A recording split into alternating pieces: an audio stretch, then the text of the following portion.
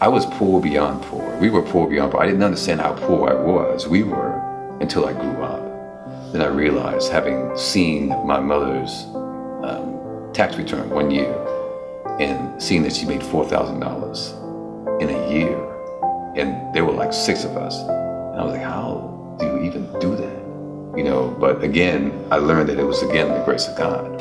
For someone looking to start their own business or to become an entrepreneur, there are a few steps that I usually walk them through in order to make that happen. And so the first thing is that you have to have a shift in your mindset. You have to understand whether or not your mentality, your character is built for being an entrepreneur.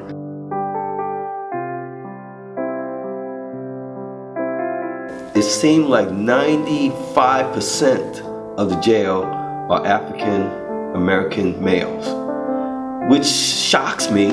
Somebody tells me that they first used a substance at 12 or 13 years old. That's okay. My question is, what did that person experience prior to 12 or 13? My father being absent, there were a lot of issues that I experienced in terms of different influences, maybe by what I saw in my community. Like I said, there was a lot of love, but it wasn't a lot of money, and we lived in the bricks. And when I walked outside my door, a lot of times I've seen hustlers, drug dealers, gangbangers, criminal activity. These are the things that I saw coming up as a youth. And it wasn't very long before I started to navigate towards those influences. Dear son, it seems like only yesterday you began your journey into this world. Unlike most fathers, filled with joy and excitement, I remember standing in that delivery room, feeling terrified. I thought to myself, what have I done?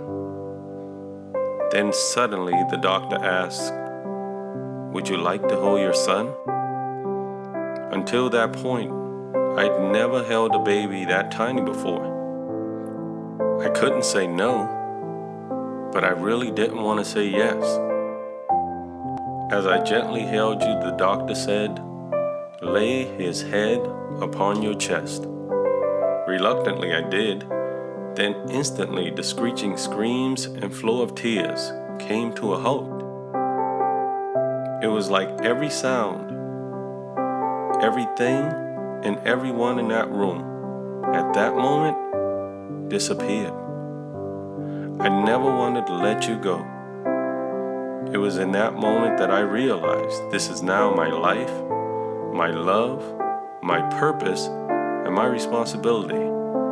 Your grandmother Sadie prepared your uncles and I for our future. And as your father, I plan to do the same. One of the keys to being a good father is humility, and knowing that you don't and won't have all the answers. And that's okay. In those moments, I will reach out to my brothers, my friends, my mentors, and my community for guidance. The day your journey began, our journey began. Together. Love always. Dada.